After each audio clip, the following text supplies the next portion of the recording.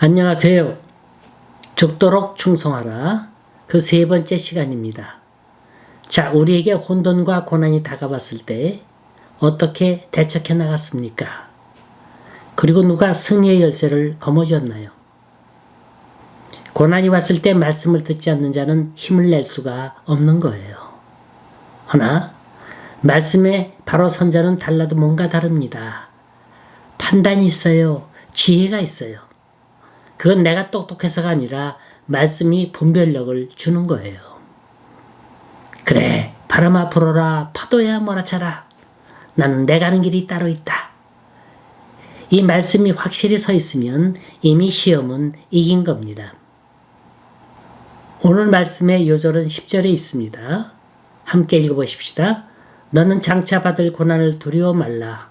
볼지어다 마귀가 장차 너희 가운데서 몇 사람을 옥에 던져 시험을 받게 하리니 너희가 10일 동안 환난을 받으리라.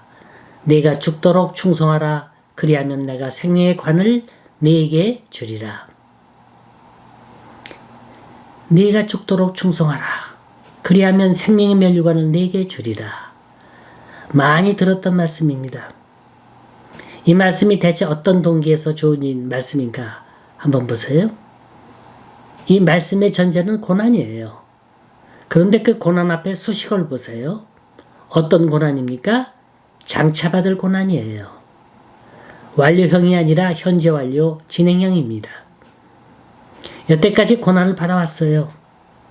그런데 그 고난이 끝났으면 좋겠는데 그게 끝나는 게 아니라 계속된다는 겁니다. 그들 중 신실한 형제 몇 명은 옥에 던져질 것이며 거기서 시험을 받을 거라 그랬습니다. 여기서 시험이 뭘 의미할까요? 아마도 감옥에 가면 고문을 받을 거예요. 유대인들은 예수 믿는 사람들을 이단이라 해서 싫어했습니다. 사도 바울이 사도 시절에 예수 믿는 사람들을 잡으러 갔잖아요. 왜냐하면 이들은 구약의 율법만이 구원을 이룰 수 있다고 생각했기 때문입니다. 그러니까 감옥에 잡혀간 사람들을 유대인이 신문하는 거예요. 너 예수 믿을래? 안 믿을래? 믿겠다고 하면 심한 고문에 못 이겨서 죽는 경우가 빈번히 일어났습니다. 이때 주님이 주신 말씀이 뭐예요? 그래도 죽도록 충성하라. 그리하면 생명의 면류관을 얻는다 그랬습니다. 살고자 하면 죽고 죽고자 하면 산다는 거예요. 왜 주님께서는 어려움 당하는 교회에 의뢰의 말씀은 주시지 않고 어려움을 주시겠다고 말씀하십니까? 그건 우리가 이 교회를 생각하는 것과 주님이 생각하는 것과는 다르기 때문인 거예요. 소아시아에 수많은 교회가 있지만 그래도 서문학교에 너만한 교회가 없어. 비록 지금은 환난과 궁핍 속에서 몸부림치고 있지만 이 모든 불같은 시험 이기고 나면 모든 교회의 앞장선 교회가 될 것이다. 모범된 교회가 될 거야. 이런 암시가 있는 겁니다. 자, 고난 얘기가 나왔으니까 또 한마디 합니다. 사실은 이게 끝없는 고난이 아니었어요. 고난 당할 땐 그 시기가 길고 먼 것처럼 느껴지죠. 이 고난이 대체 언제나 끝이 날까? 이게 고난 당한 사람의 공통된 심정일 겁니다. 그런데 두려워하지 말래요. 여기 10절에서 주목할 만한 단어가 10일 동안 환난을 받을 거래요. 물론 문자적인 10을 가리키는 게 아닙니다.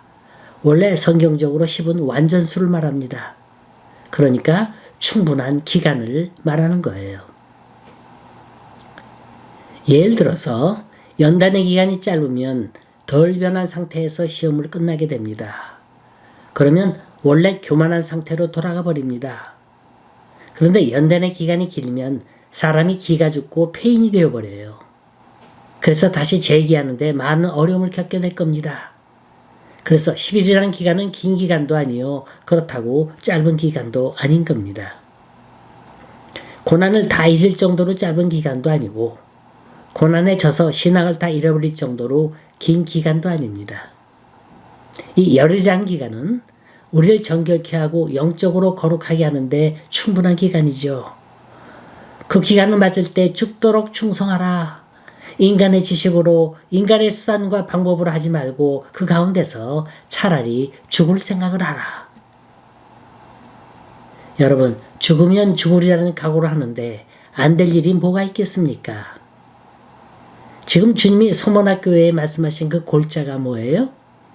어려움이 왔을 때 차라리 죽었다고 생각하라는 거예요. 그리고 그 죽음 가운데로 걸어가라요. 폭풍이 일어나고 비바람이 몰아치면 도망가지 말고 그 한가운데로 당당하게 걸어가라는 겁니다. 내게 닥치는 고난은 이유가 있고 또 다 유익이 있습니다. 그렇다고 생각한다면 적극적으로 부딪혀보라는 거예요. 그 가운데서 분명히 내가 할 수 있는 일이 있습니다. 최선을 다하라는 거예요. 구약에 나오는 요셉을 보세요. 형들에게 팔려 애굽으로 갔어요. 노예로 팔려갔어요. 그러나 그는 그곳에서 최선을 다했습니다. 허나 무슨 운명이 그렇게 기구한지 이번엔 감옥에 갔어요. 그는 또 이곳에서도 최선을 다했습니다. 만일 사람이 팔자 타령이나 하고 운명 따위나 따졌다면 어떻게 됐겠습니까? 10일의 환란이 아니라 더 길어질 수도 있었을 거예요. 이 10일의 개념을 이해하겠습니까? 고난당하는 사람의 믿음의 자세예요. 고난 가운데서 최선을 다하고 정말로 감사하고 기뻐하는 자세가 갖추어져 있다면 기적은 일어날 겁니다. 그것 자체가 이미 고난을 이긴 거예요. 자, 마지막으로 고난을 이긴 자의 상이 어떤 거라고요? 11절, 귀 있는 자는 성령이 교회들에게 하시는 말씀을 들을지어다. 이기는 자는 둘째 사망의 해를 받지 아니하리라. 사실상 환난과 핍박이 있을 때가 주님의 말씀을 들을 때입니다.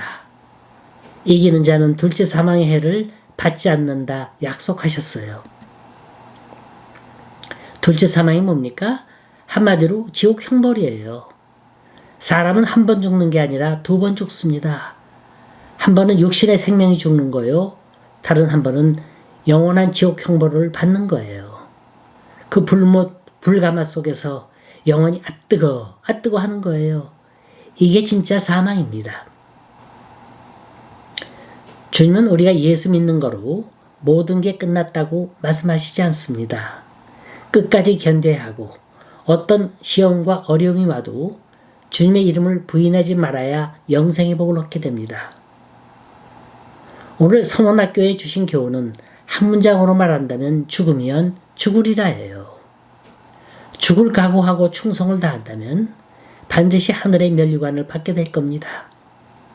설사 그 당하는 고난이 견딜 수 없을지라도 그 고난은 영원히 계속되는 고난이 아니라 10일의 고난입니다. 반드시 고난에서 탈출하는 출고난의 역사가 일어날 줄 믿으시기 바랍니다.